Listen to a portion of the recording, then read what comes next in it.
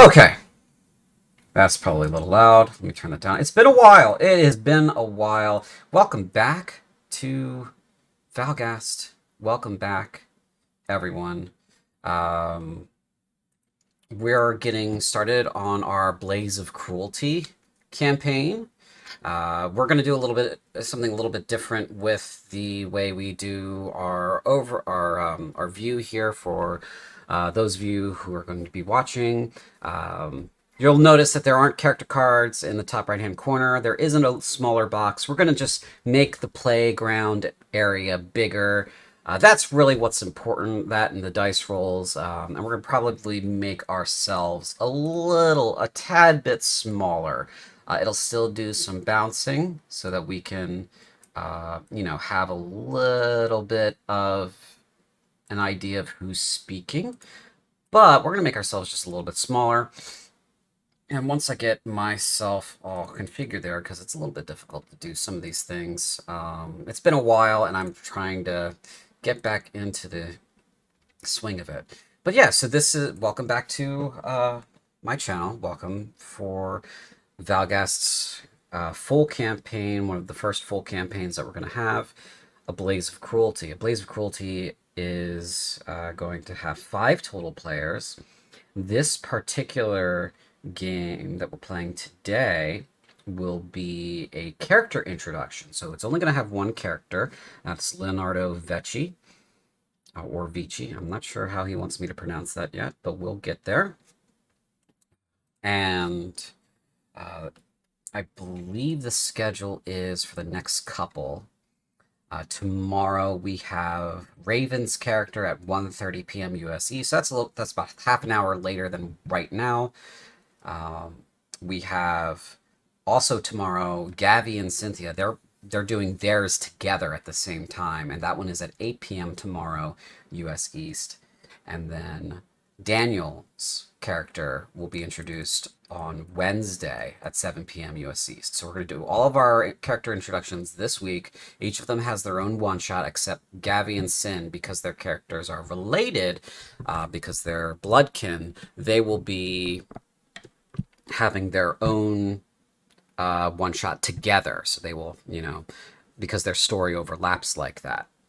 So that's pretty much it there. Let me go ahead and fix that. So now that should have, maybe not. I'll have to fix it another time, maybe. So let's see. Nope. Models. That might be it. Yeah. And that might be it. Save. Yeah.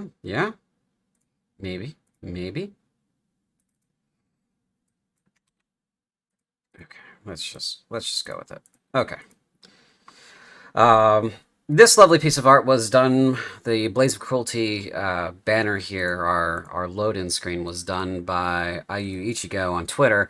I want to thank them for that. We'll be using this all through the beginning of the campaign, for this entire campaign. We have one for each of the 3 campaigns, and they were all sourced by and worked on by different artists.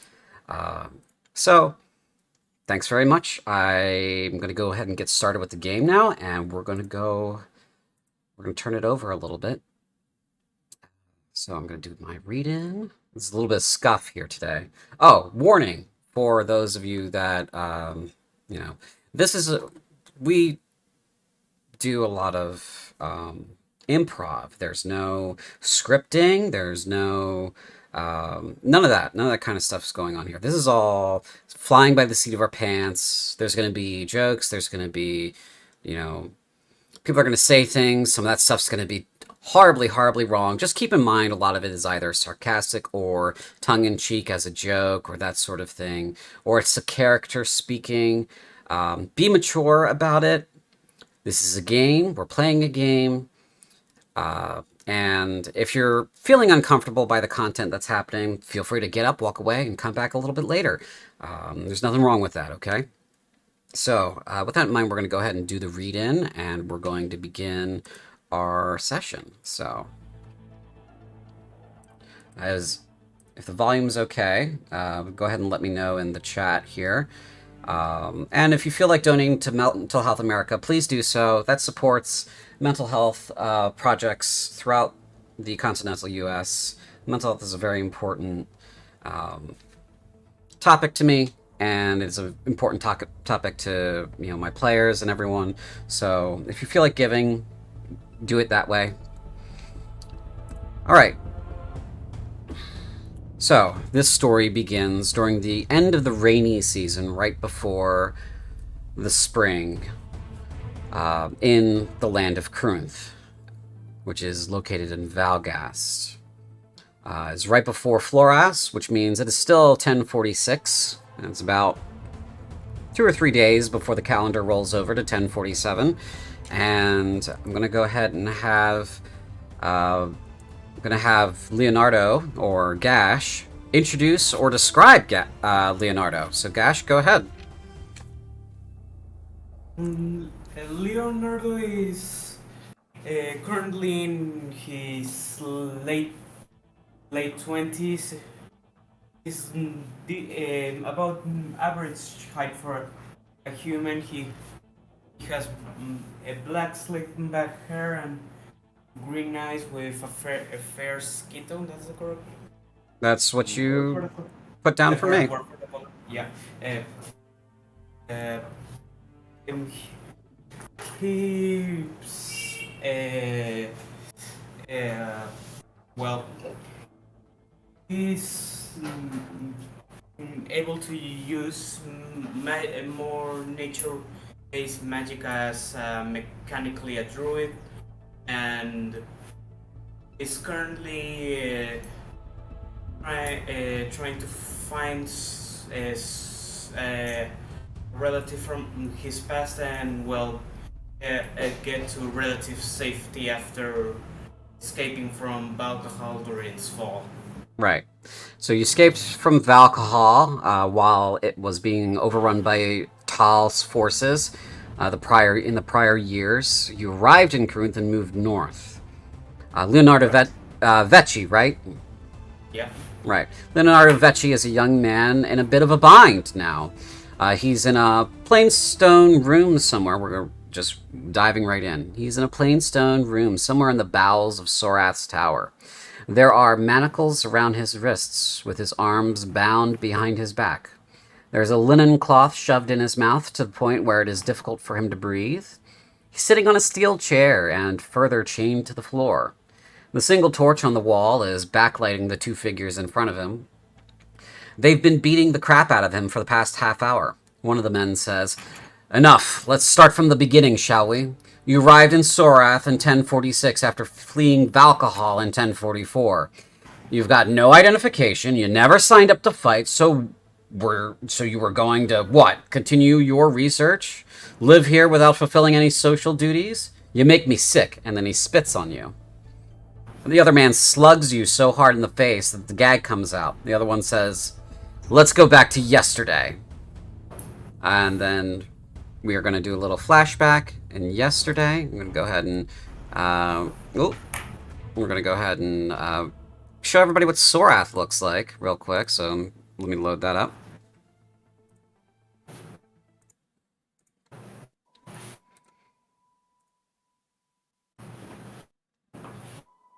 Okay. You're getting a little of I think your fan's on. The mic might be picking up the fan. Yeah.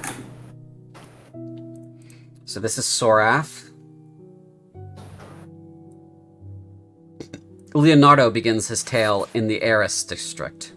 So far, he managed to evade the garrison's attentions these past 2 years, and has blended in with the townsfolk by providing some magical services.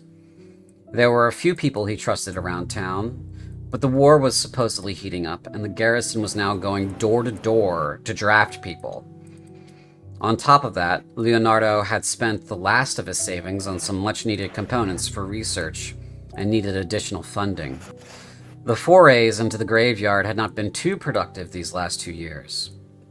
Apparently, the Corinthians patrol them quite often, and this made any research in earnest difficult. it would just look bad for a foreigner to be digging up a corpse or breaking into a tomb to conduct research on the undead.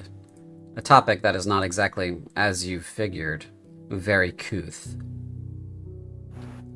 So far, you have come into debt with a local gang of criminals called the Red Razors. You owe them a significant amount of money, and they are also looking for you. As far as you're concerned, it's time to make some fast cash, and get the hell out of Sorath. So a variety of targets come to mind. One of the houses in Sophia District. Sophia District is here. This is the richer district in town. Let's go ahead and ping that as the stream right there. It's this area with the nice lawns and the nice houses. You can see everything on this map, right, Cash? Yeah. Okay. Eris District is up in this right-hand corner, this upper right-hand corner. It doesn't really include these warehouses here, for your information. So there's one of the houses in the Sophia District, a tomb within the graveyards, and those are out here in this section, in the top left, or a warehouse for raiding a warehouse for trade goods that are easily sold, which is in this section right here. Which of those three options sounds better to Leonardo, as you've only got time to do one before you figure the garrison was going to find you, or the Red Razors will find you? Probably try one of the houses. It's easier to find smaller valuables that can be unnoticeably swiped by animal companions. Right. So, Sophia District. It's a wealthy neighborhood. It's a stopping point for many local nobles and northern nobles who travel between the north and the south of Corinth. Many notable families maintain an apartment here for their members who stay overnight in the city. Others do not. The district is fenced in, patrolled, and well lit during the evening hours. It features a well-maintained park and private access to the bathhouse. The bathhouse is here.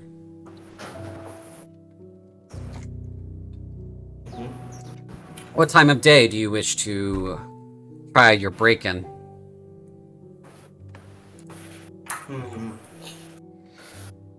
Probably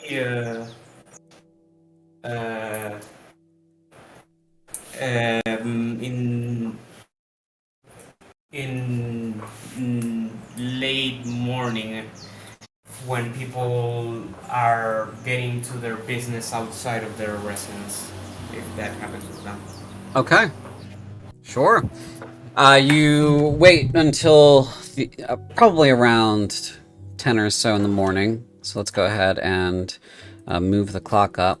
It's raining. So we're going to move the clock up a couple hours to about 10. What are you doing, man? You hear a lot of clicking and clacking there, pal. Sure. Okay. Go ahead and make some rain.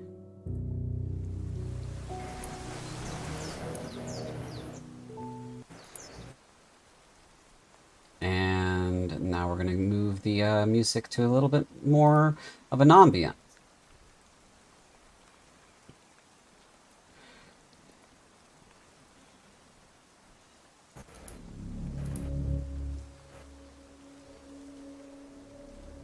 Okay.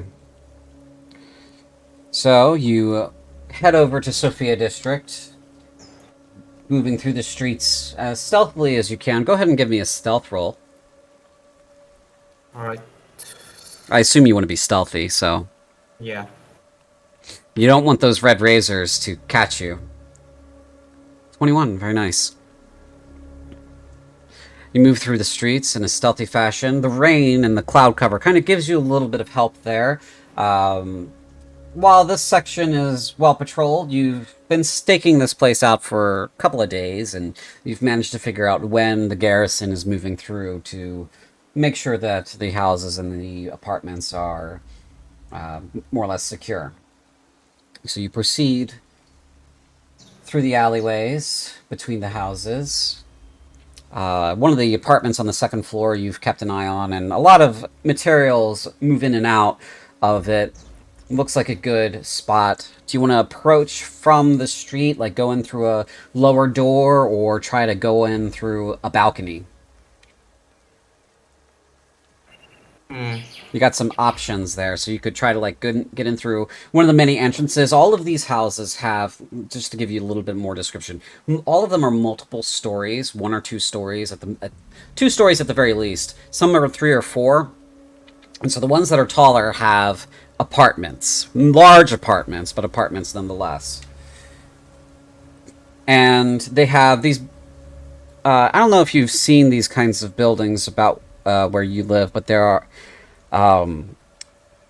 They have a lot of big windows that also operate as doors on the upper floors.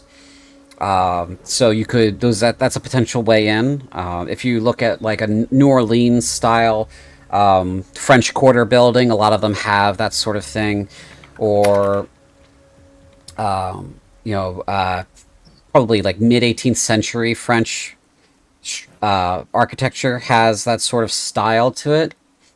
These buildings are all sort of like that. They're gilded in that sort of way, or there's a lot of hanging gardens off the railings, and a lot of columns and pillars that are well decorated. I mean, these buildings are for the rich and powerful. Mm-hmm. So, do you want to go in through one of the lower entrances where like servants enter, or through a main door and go in through like where people would normally be checking in and try to pass yourself off as somebody else, or do you want to climb a balcony and try to get in through one of these large windows? First off, I would use my wild companion feature to send in a cat to try to stake out the place on the inside. Okay. All right. Just how do you want them to? Same question. How do you want them to enter? Through a window. Okay. So I'm gonna go ahead and give you a little bit of information here. Observer, and then I'm gonna turn this on. Yes, I know I don't own any tokens with vision on this screen. We're gonna fix that. Reset. Just give that a second. There we go. Okay, so you should be able to see the kitty cat in the top right-hand corner. Nope. Oh, you can't see him? Okay, hold on. You should have observer status on them. So, hold on. Vision.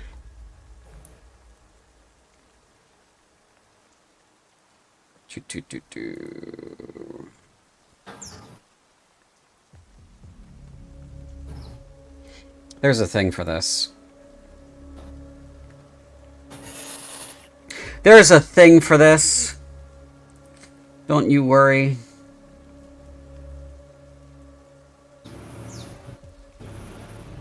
Were you on this screen before I granted you? I can't remember. Let's see. Go ahead and try refreshing your page real quick. Alright. Refreshing.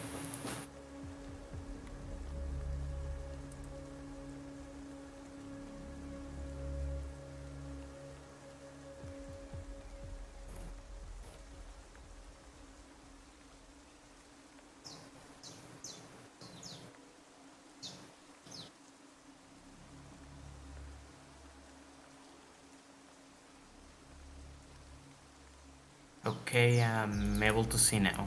Okay, that was what it was. Alright, so this is where the cat is.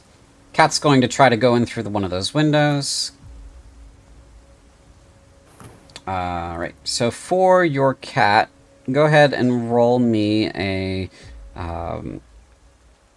a dexterity check for it. It gets a +2. So it can climb this pillar. This is a familiar, so you believe you can see through the eyes of your familiar within 500 feet, right? Yep. All right. With the slick rain, it's a little bit difficult for the cat to get up the pillar. It tries to go over this way and tries to climb the shrub, the roses that are hanging down. Go ahead and give me another one. This one at advantage.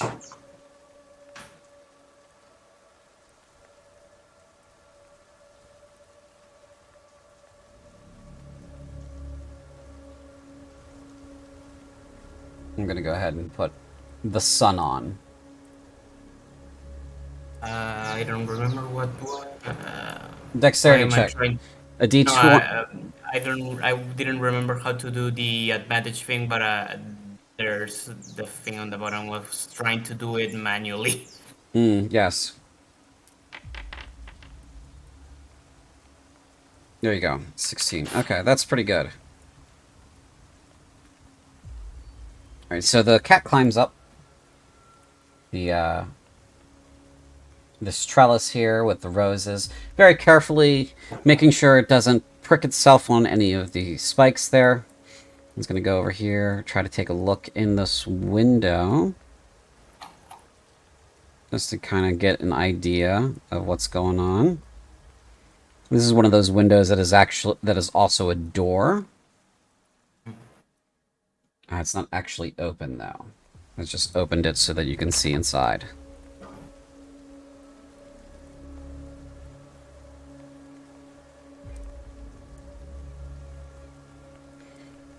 Cats unfortunately don't have night vision in this game, which I think is stupid. But it looks like a room that is a well-appointed office of some kind. I believe you can see through the eyes of your creature there. There's some interesting items, such as a tiger skin rug and maybe some books over in the corner. Go ahead and give me a perception check for your cat familiar. You have a name That for should be +3. Yes, +3. Do you have a name for your cat? No. Okay, that's fine. 22. With the 22, I'm going to go ahead and say that this room looks like it has interesting office stuff. There's papers, there's books. Books can be very expensive.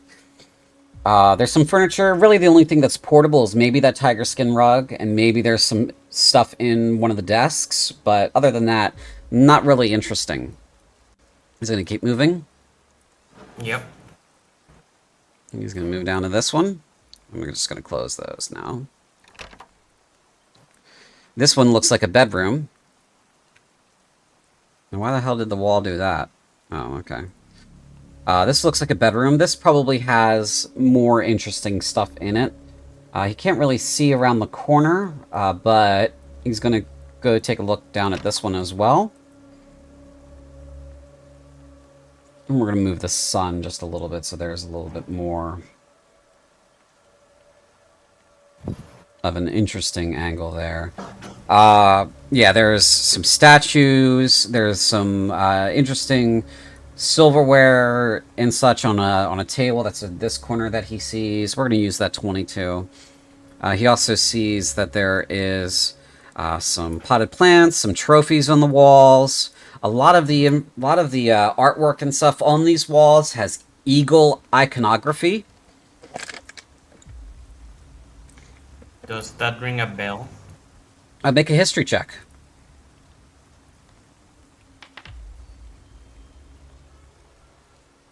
You're vaguely aware of a noble family whose symbol is an eagle. You can't remember their name. It doesn't look like the apartment is occupied, though. You want to go check the other side of the building? Yeah. Okay. Your cat's gonna go all the way down. He's absolutely miserable from the rain. We're gonna move the sun again. There, that's good. He's going to take a look in there. More office. That's part of the office there. He's going to go down to this one. Just take a look. That's also office. Take a look in this one. That's the hallway, which gives a view of a... There's a room over here that probably he won't be able to get an eyes in. There's a room here.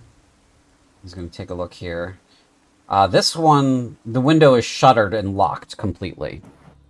He can't see in there. Means there's something that relatively private in there. Yeah. Relatively valuable or private, yeah. Yeah. And chat, if you're chatting, I'm not gonna... I don't normally respond when I'm running a game. I'm just, you know, busy running the game for the player. Just enjoy the player-like experience. Yes, casually moving the sun. That's what I do. I'm this world's god. I can do whatever I want. Okay. So, anything you want your cat to do? He can't operate the windows because they open only from the inside. He would need tools to be able to do that. Is there any a way it could feasibly get on top of the house? It wouldn't be easy, but he could give it a shot. Maybe there's an entrance for it up there. Alright, he's going to go ahead and look if you command him to do so. Yeah.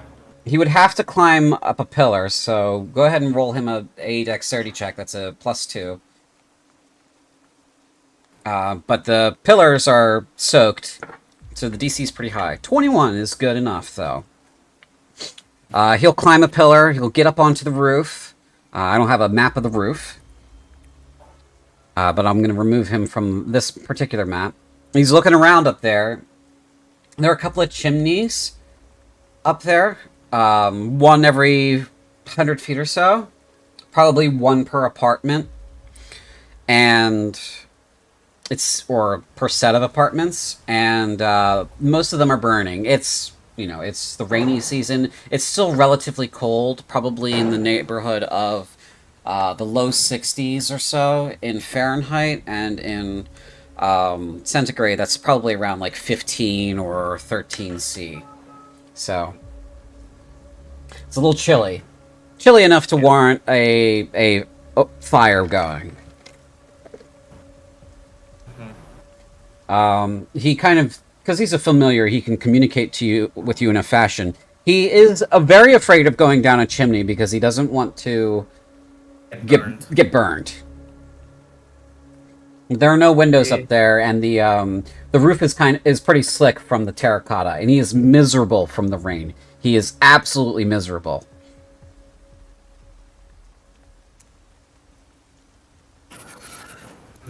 Wait a second, let me check some, not long rest, sort of, god damn it.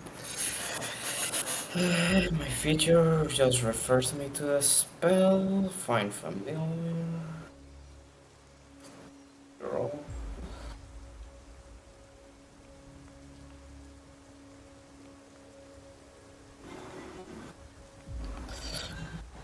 The range of the spell is only 10 feet.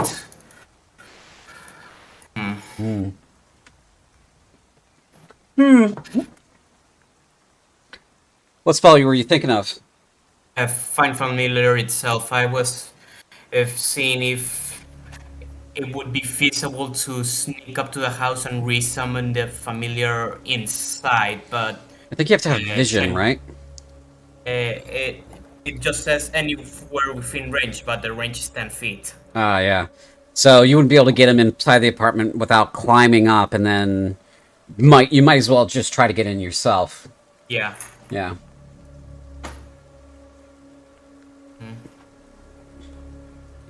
You like the little portrait in the chat there, in the roll history? Yeah. Yeah, that's good. It's a new module that I put in. Okay, so what's your plan? I guess the only option left is to get in myself. I would de-summon the familiar. Okay, you poof at your cat. He goes meow, poof. And you do you want to climb up or do you want to enter through the front door or servants' quarters? My Wildfire Spirit has an ability which it lets me teleport with it up to 15 feet. Okay. From experience, how noisy is it? Um, the rain is going to do a pretty good job muffling it. So it's a little bit of a pop, but the rain will do a good job muffling it. These streets are paved, and with all the rain, it's noisy enough that it shouldn't be too bad. Alright, I'm gonna use fiery teleportation to get up to the second floor balcony over here. Okay. And do you want me to place your wildfire spirit on the map? I have him as a crow. Is that good, or do you want him as Yeah, something else? Okay. yeah, its general appearance. He's a medium-sized crow. He's a hoppy boy. What size are they? Let me see. Small. They're small. Okay, I'll fix them. Small. Link. Appearance. Scale 2.6. There we go. There he is. He's a little guy now. And we're gonna just name him Talon. Because that's his name, right? Yeah. Yeah. Okay, so you should have control of Talon. Let me go ahead and give you full control of him. Gosh. Owner. Okay, he has 20 hit points. That's based on your stuff in there, based on what's in the features. And those are his stats. I've also placed his other features in there, his fiery teleportation and his flame seed. So. Alright.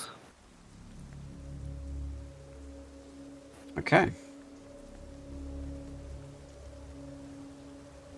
And you should be able to move about. Game's not paused. I would move over here to this window and try to see if it's open. Okay. You go to push on that particular window, and it is open. You kind of have to get your... You feel when you push it, it only opens outwards. But you feel when you push it that it is not secure. So you get a knife in the edge there, in the gap between the two window doors. And you kind of get the blade to bite into the wood a little bit, and then you pull it out and open it all the way. Easy enough. So that is now an open door, essentially. Alright, I would try to sneak inside, mainly not doing any noise. Okay. If you'd like, you can do a stealth check. Yep.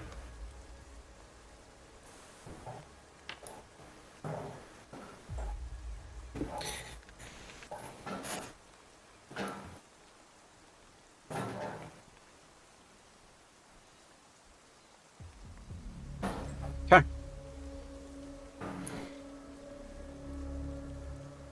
Apart from the sunlight, is the room completely dark? Yes, it is unlit. This fireplace here there's a fireplace there.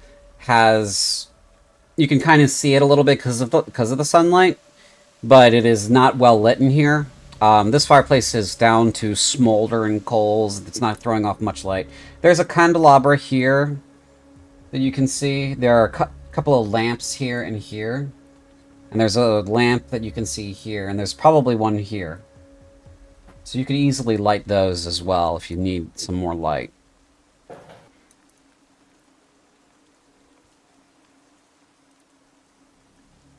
Well, I'm gonna use produce flame to basically make a makeshift candle. Okay. I'll go. What's the range that you get for light on that? 10 bright, 10 dim.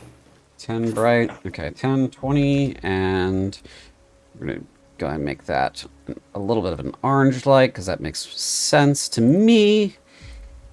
Give you a little bit of a flickering light there. Okay, so there's your makeshift candle. I'm gonna put natural light. There you go.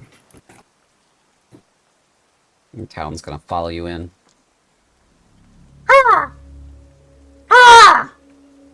Mm-hmm.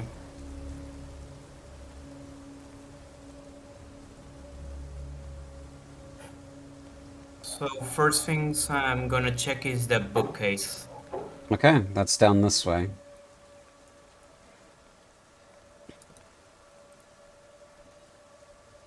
Talon's going over here to peck at the rug.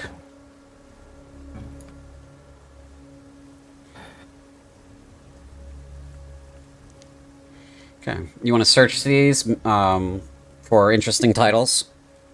Yeah, those that could sell well. Okay, go ahead and make a perception check or an investigation check. Right. 21's pretty good. There's a smaller shelf and then there's a larger shelf.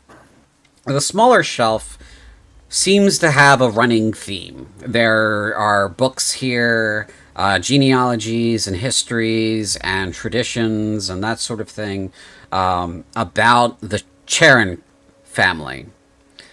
And then on the other shelf, there are just general histories and books about Cruelty itself at large. There's like a history of art and that sort of thing. There are a couple of books that are unmarked or unlabeled. You do hear some footsteps outside. And you hear a door open in the hallway.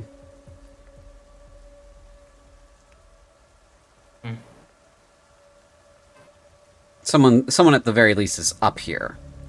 Yeah.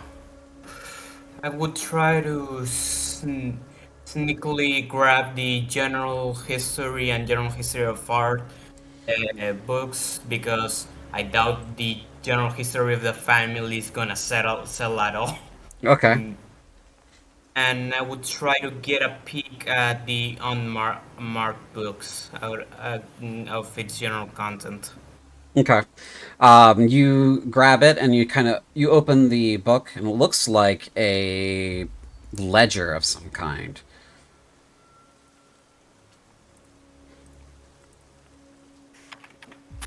I forgot what a ledger is. Ledgers are accounting records or business records. Suddenly, at that point, the door comes open and somebody walks in. He sees you. You see him. He sees you. You see him. And he says, "Oi, fellas, we found him. He's right here. Where you going, Leonardo? What you doing here?" These guys are red razors. You can tell from the blades they carry, which are barely in the sheaths that they have are just basically leather loops. The blades they carry have a red mark down the sides of them. A couple more guys come in. What you got there, pal? Something to work off that debt of yours? It's a ledger. They kind of look at each other like, what the... Not particularly the smartest bunch. Basically records. Oh, yeah. Interesting. This guy lights this lamp. There are 4 of them. One of them begins to approach you. You got any money on you today? Nope. Make a deception check. You do have some money on you. Okay. Deception. Please, dice gods.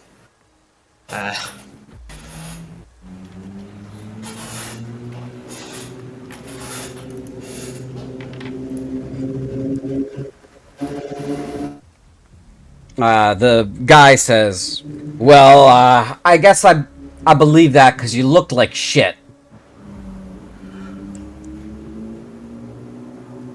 Hmm. All right. Well, you find anything nice in here, and you're gonna give it to us. All right. All right. I've so far found a book of general history and history of arts, and this. What is the ledger about financial transactions? Yeah, this is one of them is an accounting record, and the other one is a record of goods. And there's a record of goods of some sort in here, and this is about their financial transactions. This smaller bookshelf completely is of personal history of the family. I doubt there would be any value of to anyone else than them. He looks bored. He looks real bored by what you're saying to him.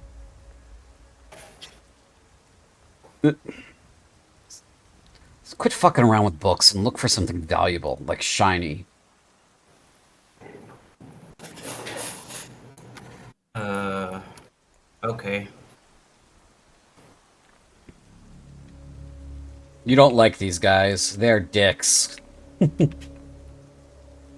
Yeah, they don't appreciate the good stuff. No. This guy is manhandling this cabinet here. He's throwing shit on the floor and that sort of thing. He takes a bottle, sniffs it, blah, throws it on the floor. Some black substance falls and gunks up the floor here.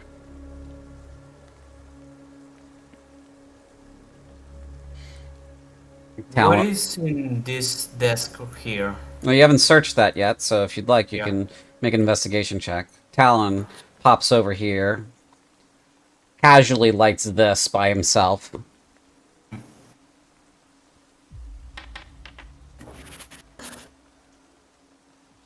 14. These are mostly correspondence on top of the desk, and then under in the drawer underneath it, there are a couple of inkwells, some loose change, and there's a another booklet. This booklet has Um, addresses in it when you open the booklet. an address list and some spare change and writing materials. Anything of interest to you? Yeah, that coin. Fork it over. Alright. Okay, you gather up the coin. Do you want to, like, palm any of it, or do you want to just give it all to him? How much is it? It's like 15 Duke, so it's like that's about each Duke is about worth 10% of a Ritz. A Ritz is the full big gold coin. So a silver? No, technically they would be Electrum in a D&D world. Okay. Then I just give him all of it, not worth the All right, risk. you give him all 15 bigger silver coins, and Yeah. yep. It's like great. This is pocket change. Thought nobles were rich. You notice at this point there's only two of them in here with you. They're probably scouting the other rooms. Yeah. I would then move over to this desk right here and investigate it. Okay. Make an investigation check. This guy comes over and he starts working on that fire. Damn it.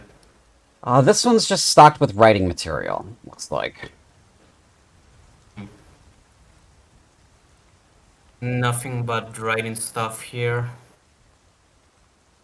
Unless you're in the business of selling paper, I don't think this also interests you.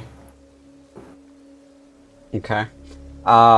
He says, he looks at you and says, "Do I look like I'm in the business of paper?" He lights that.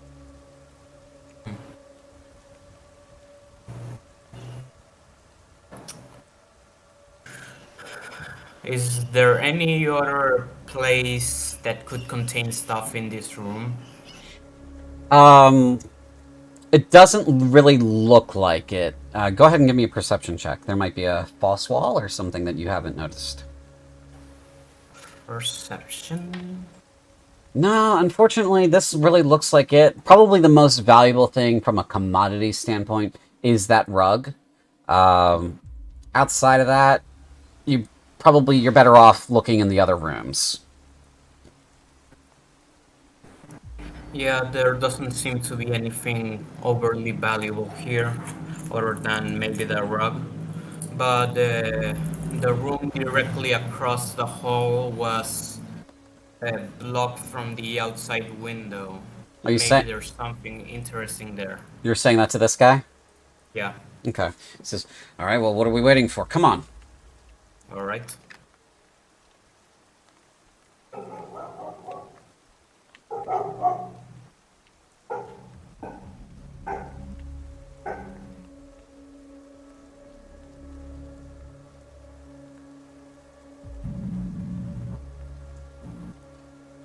Which door did you mean? This one or this one? He points at this one and this one. I was referring to the window, so it should be the one on the far end. Okay. He comes over to this. He says, "Boss, I can't get this door open." Ah, well, we'll get it in a second. Do you have thieves' tools or anything like that? Nope. Okay. This door is locked, he says.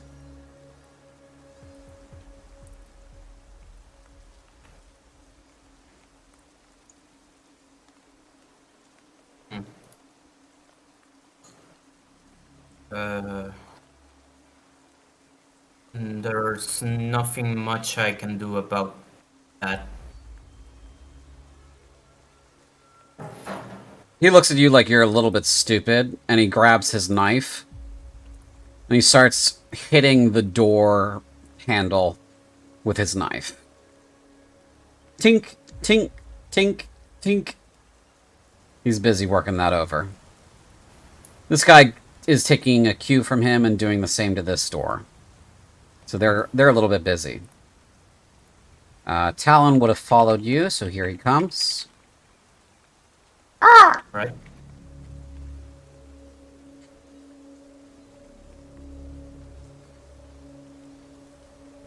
Hmm.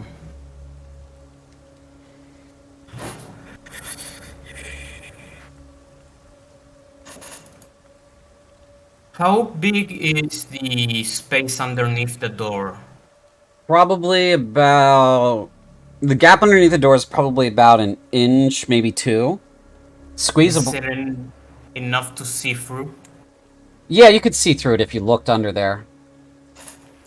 I have an idea. Please stand back. He groans. Ugh. Uh, There's a wall there, I'm so... Yeah, Yeah. I'm gonna get as close to the door as possible with Talon, look underneath, and use Fiery Teleport to, well, get to the other side. Okay. Poof. And... Poof. This looks like... Is the door unlockable from this side? Yeah, it is. I would unlock it. Okay. Chick, chick. I thought you said you didn't have anything for that. Not for the door directly. He narrows his eyes at you. Alright, hurry up. Alright, and what's in these crates here? Okay, go ahead and make an investigation check. Investigation. These look like, various trade goods at first. You're looking at, like, you know, some crates of cloth, some crates of wheat, a couple of crates of this and that. It looks like a small storeroom for temporary keeping. There are some crates full of, like, some baubles, like decorations, holiday decorations, and that sort of thing. And there's maybe like a crate worth of valuable silverware and diningware and that kind of thing.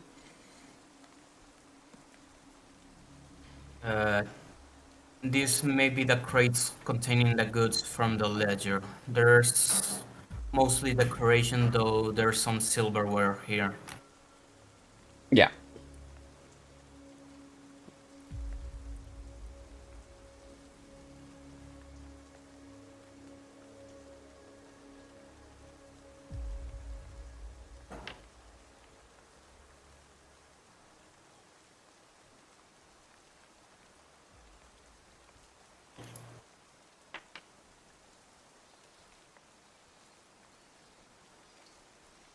The good old DM rolls dice without saying anything. You can hear them rolling?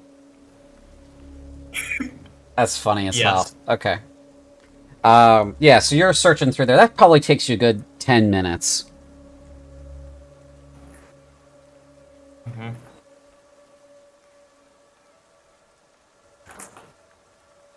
So while you're doing that, you're pretty busy. You hear someone out in the hall say, "Can I help you?" What? Oh shit, boss, we got company! And yeah, you're gonna go ahead and roll initiative in a second here, so hold on. Ah, shit, here we go. Now, I'm considering you on one side by yourself, right? I'm considering the bandits here, the Red Razors, as neutral to you, but they can be made hostile to you. They are not friendly in any manner because, they treat you like shit. I mean, they already pretty much have a blade to my neck, so... Yeah, they pretty much, they feel like they own you.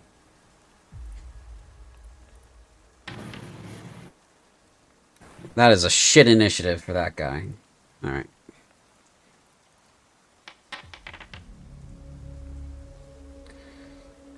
Okay. Oof. Why did I roll for him? He uses my initiative. Shit.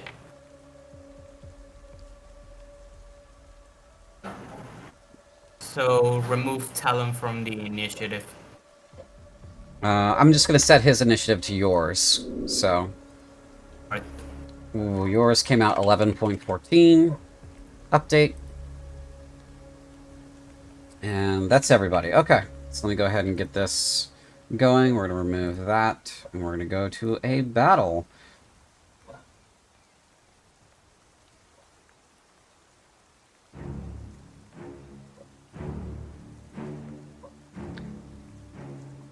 Now, this is a dire situation for you. You know that window is locked.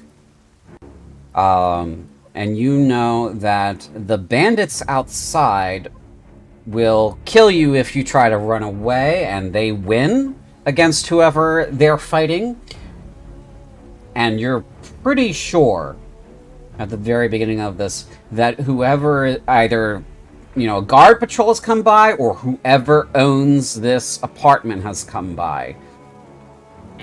Now, you do know a little bit about the Corinthians. Major noble families maintain their own military, maintain their own militaries, their own house forces. You are praying that it is not House Charon forces here. Because if they are, you're fucked. Okay? So you don't know who's out in the hall or what's going on. Okay? But Alright. we're going to go ahead and get started here.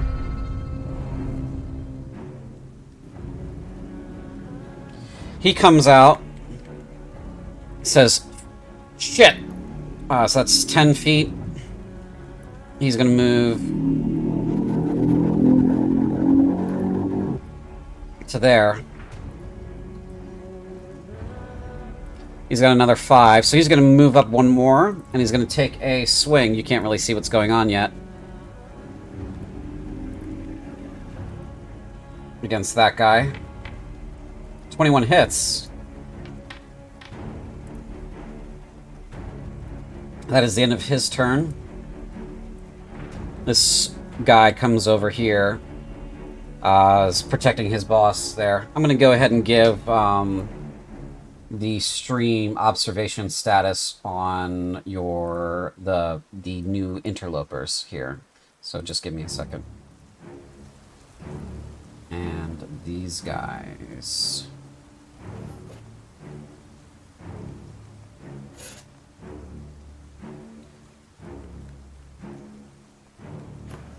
So I'm gonna have to refresh the page. Just give me a moment. Right. Not Foundry's refreshing. You'll be fine. I'm refreshing it on the stream end. There we go. There we go. Now they can see what's going on. So over here, there's this guy. That's soldier. This is a soldier. These are the two red razors. And there's whoever the fuck this is.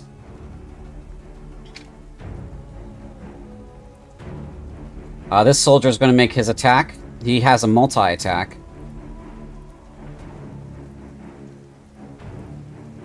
Against the bandit.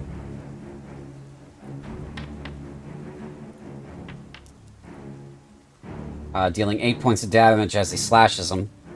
And then he's going to do his second attack.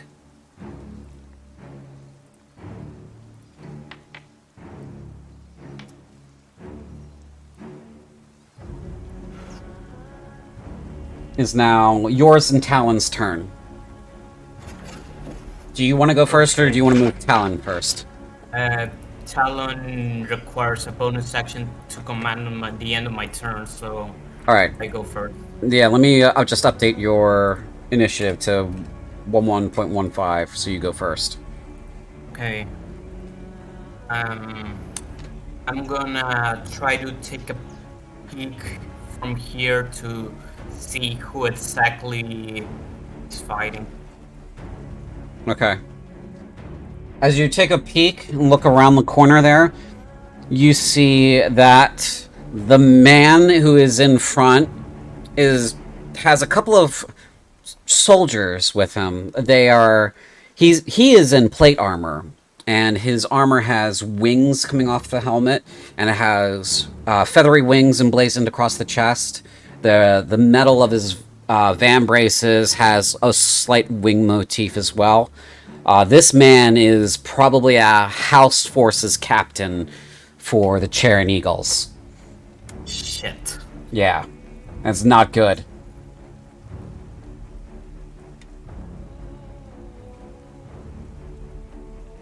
Oop.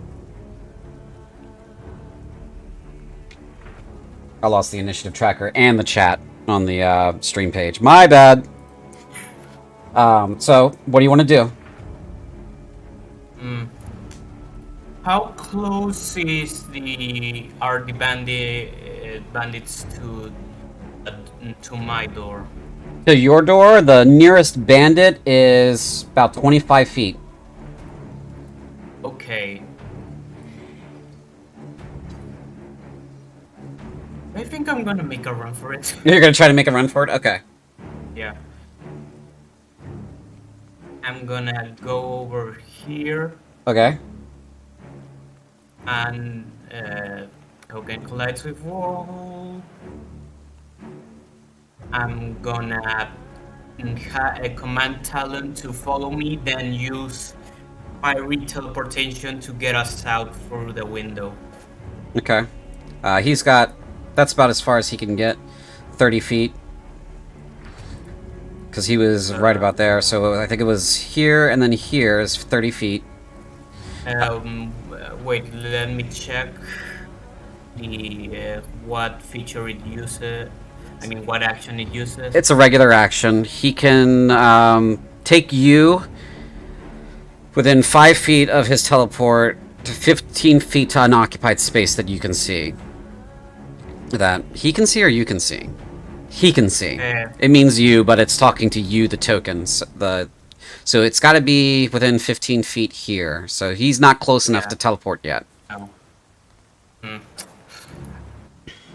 Well,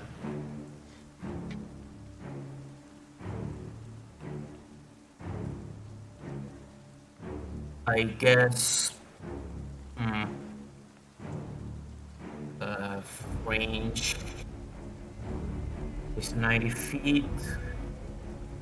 I'm gonna prepare to cast Entangle if any of the soldiers or the night guy get closer to me than this bandit. Sure. Okay, so you're gonna hold a spell. This is a cantrip, Yeah. right? And no, it's a first level spell. Okay, so this first level spell, if that doesn't happen, if they don't get close enough for you to cast it, you do lose the spell slot. Yeah, okay. Yeah. Just making sure you're aware. Alright, so that is the end of your turn for now. Yes. How do I cancel? Never mind. There we go. Okay, at the end of your turn, the unknown Charon Eagle uses his legendary action. He raises his right fist, squeezes his fist, and a gem on the back of his hand glows. You hear the window in front of you lock and the shutters slam shut, and it does so all throughout the apartments. You hear him say, "None of you riffraff are escaping my clutches."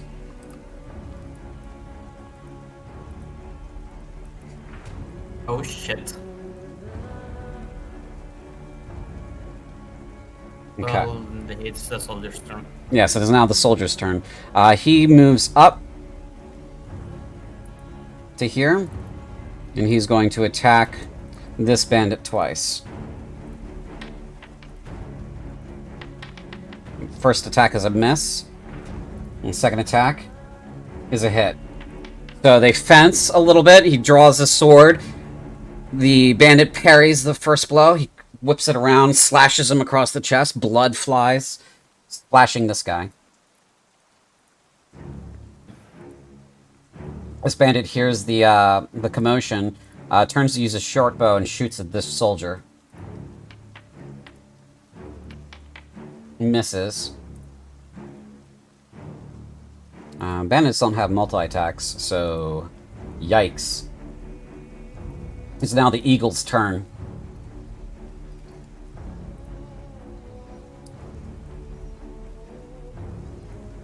He's going to use his halberd against this bandit.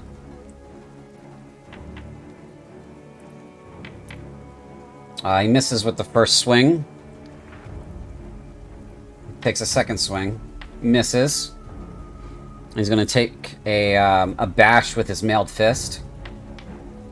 That hits, and he kills him. So, one swing with the halberd. The bandit kind of blocks the first swing. He tries to get it over him. The bandit raises his hands up, and then in comes the fist. And as the fist is coming in, a couple pieces of metal that you didn't notice before flip forward right through his eyes and pulls out, ripping half of his face off. And he moves forward, ignoring this man. Finish him. And he's going to take the opportunity attack from this bandit. He doesn't care. And that's the trigger for my entangle spell. Yep. So go ahead and cast it. Do you need me to move initiative back to have access? No, doesn't look like it. There we go. Okay. He succeeds. Fuck. Yeah, nothing happens on a success, right? It's still difficult terrain, but apart from that, no. Okay. So roots and vines crawl up, and he takes a swing with his halberd, wide one, kind of mowing down the vines that were going to secure him to the ground. And he coming. That was 10 feet, 15 feet, and then now this is difficult terrain, so he can only move one more block. Okay, that is the end of his turn. This bandit archer is going to come out this way. He's going to take a shot at that bandit. Or, not at the bandit. What is he doing? What is he doing? He's confused. He's going to shoot at a soldier.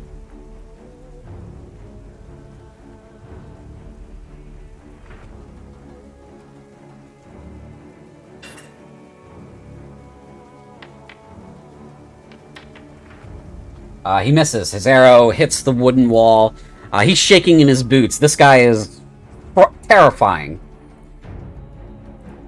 It's now this bandit's turn. He sees his friend get cut down. He's nervous. He's scared. He's going to try to make an attack on one of these soldiers.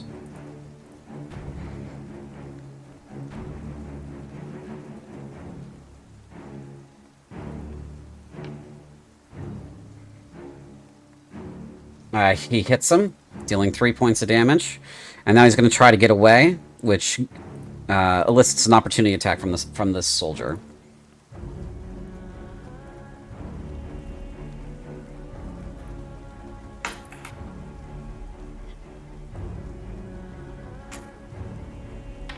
He hits him.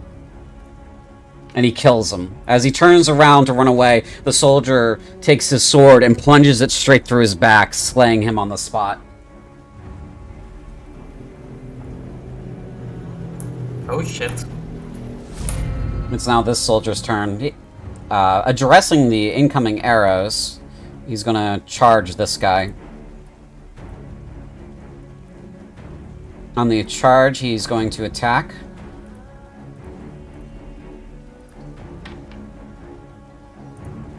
I believe that misses, yep. And second attack, he hits him for 7 points of damage. So as he charges, he kind of takes a wide swing. The bandit archer kind of backs out of the way a little bit, and then the second swing cuts him in the arm. Big, deep cut across the bicep. He screams.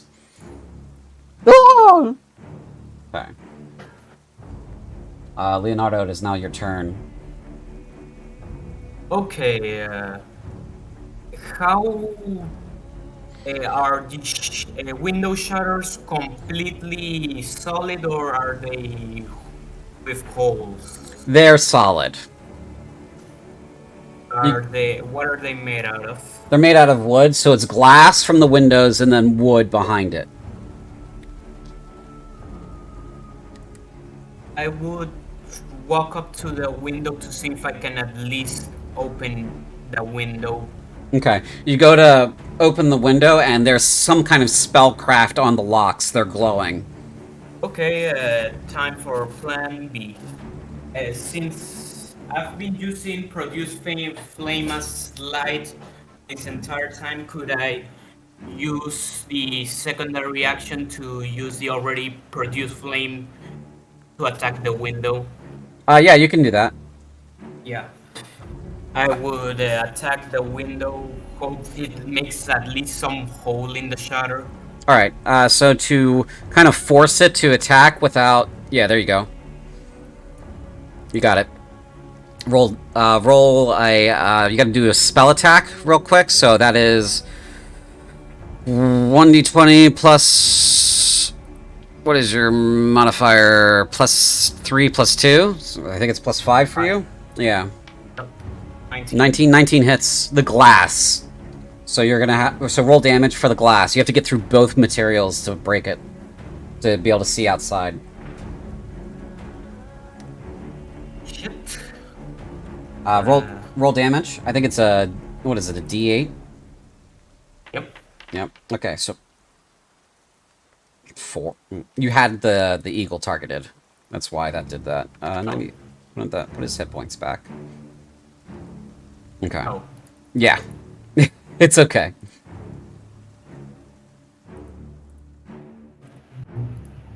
Alright. Is that your turn? I'm gonna use my bonus action to move up Talon and hit the shutter with fiery steel or whatever it's called. Flame Seed. Yeah.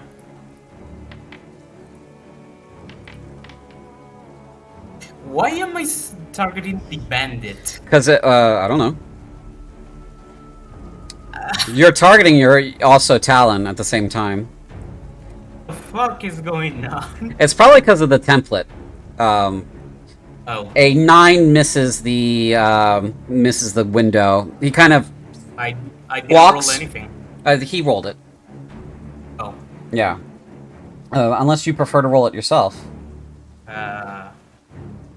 That roll again. I think you're still targeting Talon and the Eagle. Why is it targeting? It's because of the stupid template. Yeah, it's got to be the template. Did you remove it? Yeah. Okay. Now did it not target? No, it targeted them again. Let me go into the settings of something. It still misses either way. Yeah. All right. Moving along. That's the end of my turn. Players. Workflow.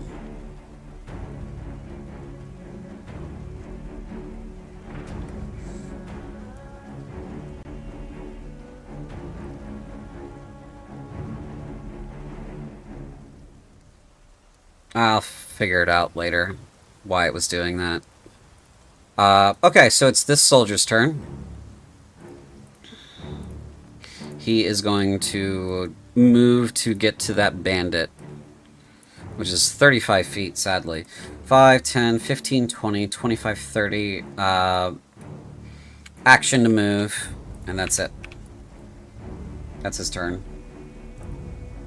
This archer is going to... he doesn't have a melee weapon, so he's going to try to get away, which gets this soldier a opportunity attack.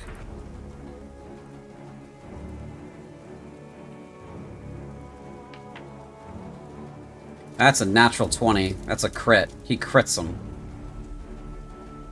He rolled garbage on the damage there.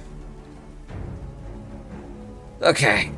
So he stabs him in the chest, and he's bleeding profusely, but he does manage to move 5, 10, 15, 20, 25, 30. And now he's going to try to shoot.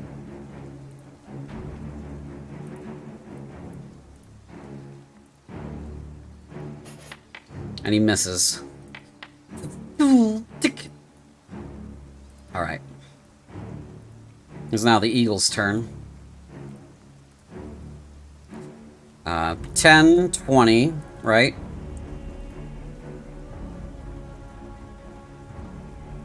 30. We're going to call it there. And then he's going to choose to dash.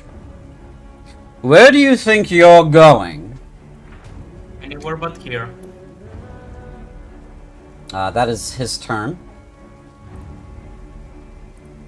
It's this archer's turn. He's going to try to get away from this soldier. And the soldier's going to get... and the soldier's going to try to give him a good stabbing. And he does. He kills him. As he turns around to run away, the soldier cuts him down.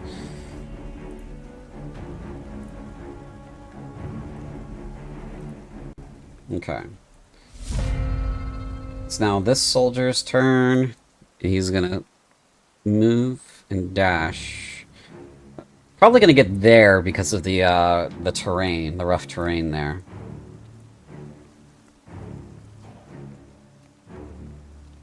It's now your turn.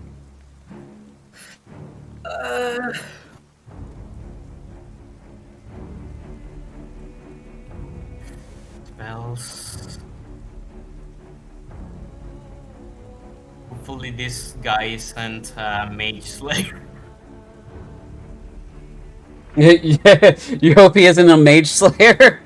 Good luck. No, I mean as in the feat sense. I know. I know what you mean. React. I know what you mean. How tough does the shutter look? It's not super tough. You could like use a melee weapon to start hacking at it if you have like an axe or a mace. The sword's not really suitable for that.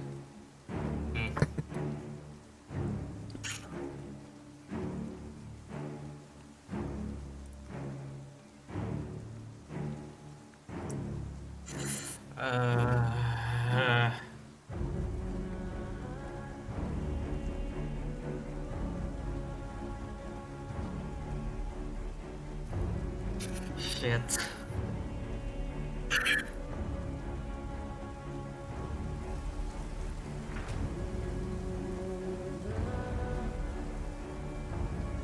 Okay, then I have to use produce flame because the only weapon I have is a scimitar. Gotcha. You do have spells left, though.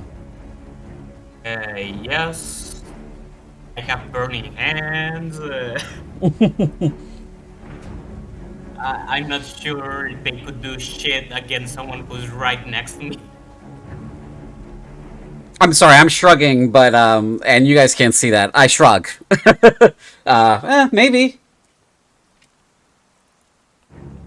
Yes, I'm gonna use a produce flame on the shutter Mm-hmm. because the target here is escaping, not committing arson. Right, okay. The spells produce flame. I need to target something before rolling the attack, so I'm just gonna roll it manually. Yeah, you can roll that manually. Plus 5. 9? I guess that misses. 9 does miss. You need at least a 10. Motherfucker! I'm sorry, 10 is baseline success for hitting the window, the pane window. You're panicking. This guy has basically charged you, and he's terrifying. You panic, you go to produce the flame, and you kind of drop it from your hands, and it hits the floor in front of you. You do not want to turn your back on him, but you are trying to escape at the same time. This is bad. Talon? I'm gonna, Talon to attack the the shutter too. Okay. He gets a +4 to hit for his flame seed. Okay, flame seed. I don't know why it's targeting everybody and their brother. Just try rolling that manually. 21 does hit. Roll his damage. It's a d6 plus 2. His proficiency bonus. 8. So he spits his flame seeds onto the window. The window heats up and cracks and explodes. Now there's just a shutter between you and freedom. But I already destroyed the window with, you know. You did damage to the window. I didn't say it was destroyed. Oh fuck. Yeah. This destroys the window. And then my turn. Okay. And Talon's turn is now this guy. He's going to move over here. He's going to target this bandit archer, and he's going to attack him with his longsword. He's dead. So he cuts him down and he slashes him. As he does so, the bandit kind of flops over and hits one of this lit lantern. The oil from the flask that was searched earlier has spread along the floor here.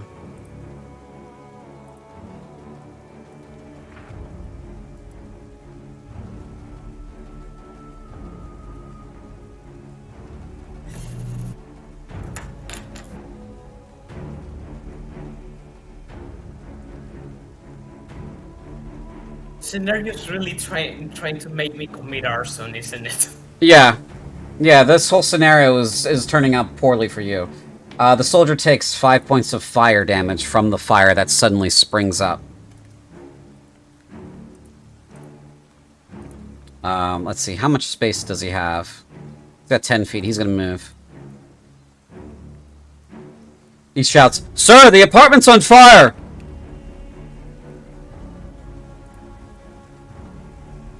That's the end of the soldier's turn. Is now the eagle's turn. He growls, "Arsonists." And he's going to make his attacks on you. 3 attacks.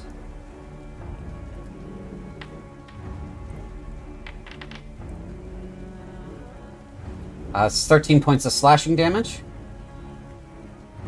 Alright. Down to 14 health. You need to make a Constitution saving throw for your concentration. It doesn't matter. It's already past the thing, but anyway. Okay, I'll just drop it. There you go. Yeah. Alright, so that's the first attack. I want to make sure this weapon is configured properly.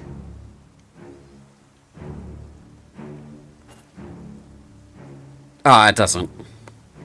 It isn't configured properly. Okay. Second attack with the halberd. 18 hits. Taking you down to 4 hit points with 10 points of slashing damage.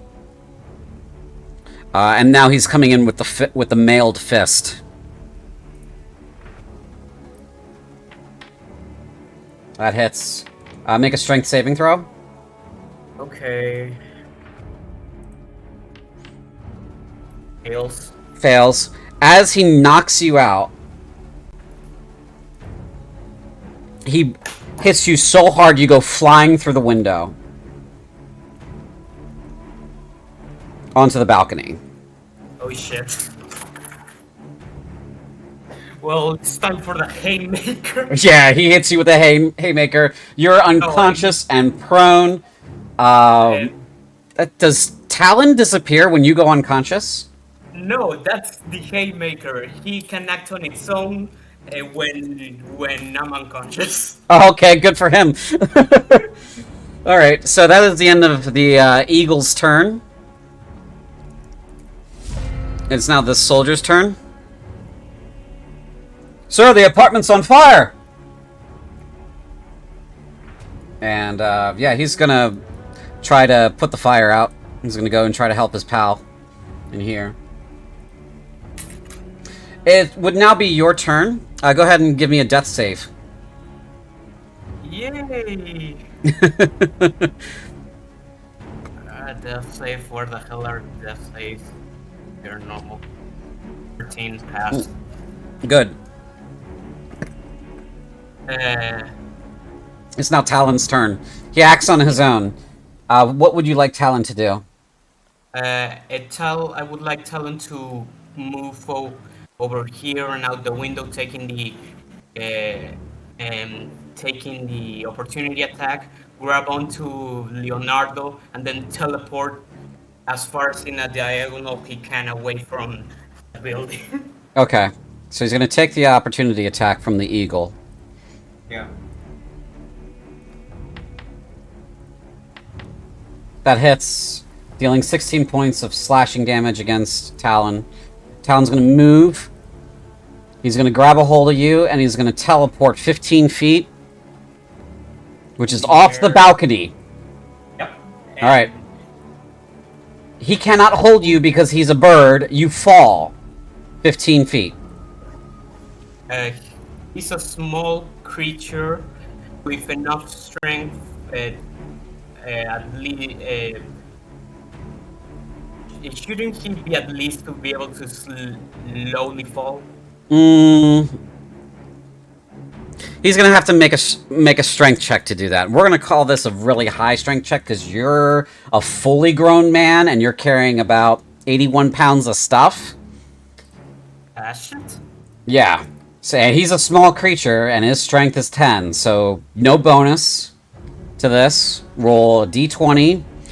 He's gonna have to get 18 or better. Oh, fuck this. Normal. Okay, so he's trying to hold you up. His devotion to you is very strong. Loses his grip on you, and you fall 15 feet. You immediately fail a death saving throw on impact. Okay.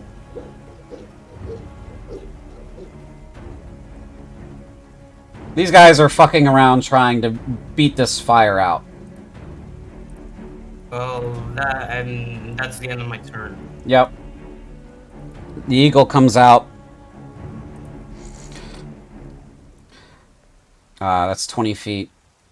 He hops over to 30 feet, and he's happy to take the fall damage. With 2. I thought you could get away. He's going to take his attacks on the bird. Interesting creature.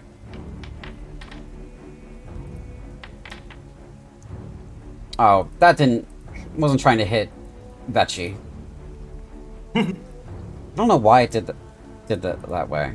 I'm gonna re-roll that. There you go. That hits Talon. Talon's out. Oof. Okay. This causes the scene to fade.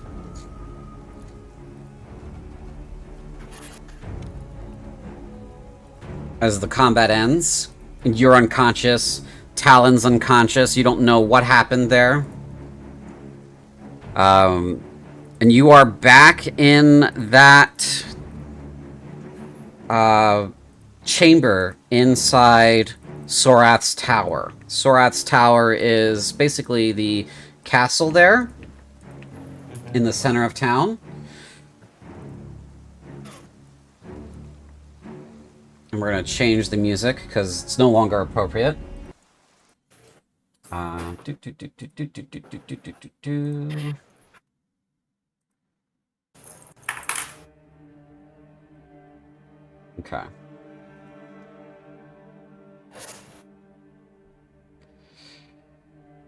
We're back in the present.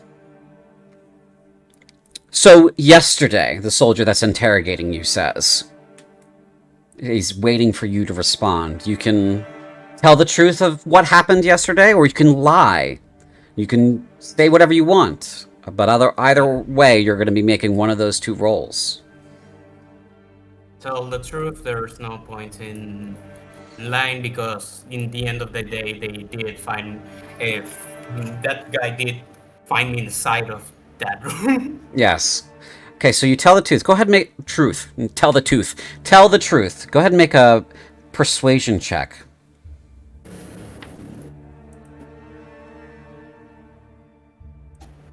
Okay.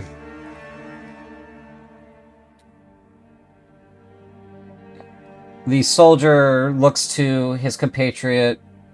He kind of makes a face, a wry kind of face, and he says, "All right. Those apartments belong to the Charon family. Do you know them?" No. Well, based on what happened yesterday, the Arbiter has already decided what is going to happen to you. The evidence shows that you were involved in a robbery of those apartments. Property damage arose in the course of that robbery. Those property damages amount to 10,000 writs. Since you're the only surviving member of the robber party, you are the one who owes that money to the Charon family. Once that work is completed, you will be serving in the military. But first, you will be working for the benefit of the state. Sorath province has more or less drafted you to do what it bids you to do. You are not allowed to leave the province for any reason.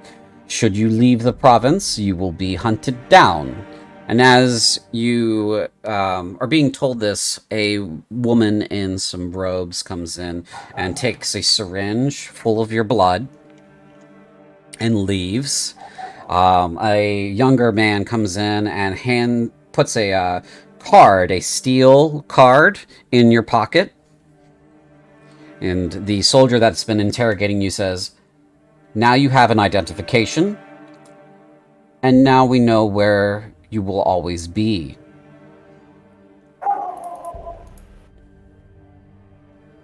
You're free to go for now.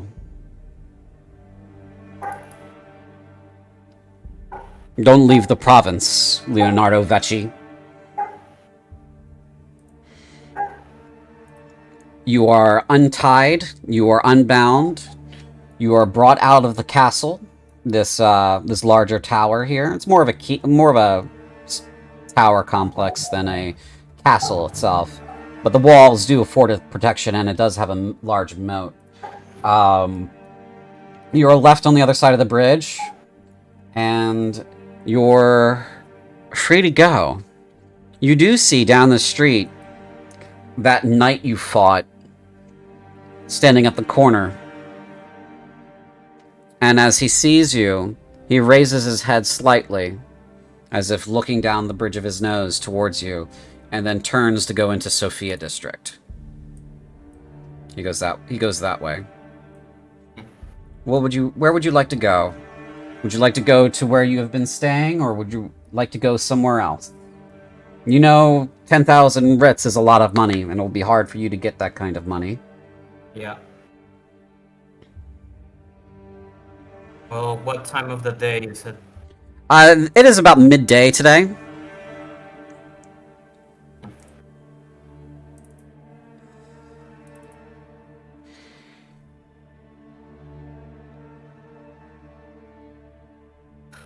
Probably go back to where I was staying to try to think of something up. Sure.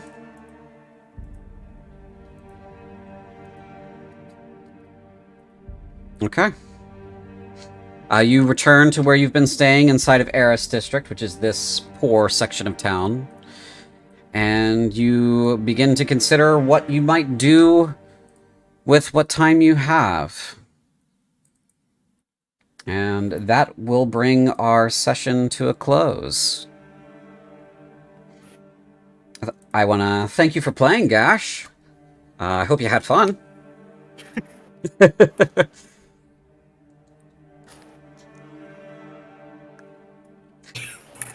You're like, I didn't sign up to get my ass kicked my very first session.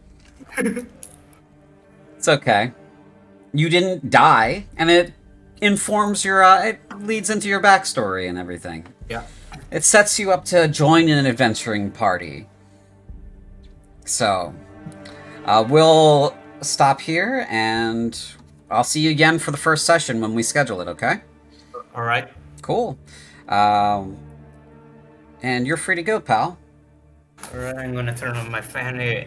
I've almost died of a heat stroke. I'm sorry, pal. Later. Yeah, see ya. Alright, everyone. Well, thank you for coming by. I hope you all had a good time. This video will be available on YouTube tomorrow, as soon as I can get it to produce and all of that. If you have any questions or anything, feel free to stop by our Discord. I hope this still works. Discord, does it? Yes, it still works. So go ahead and stop by there if you want to hang out or if you want to see what's going on in our Discord. You just have to agree to the rules and we'll give you full membership. And see you tomorrow for 2 sessions. And Wednesday for 1 more session, and then we'll put up a schedule for A Blaze of Cruelty. All right? Have a good evening.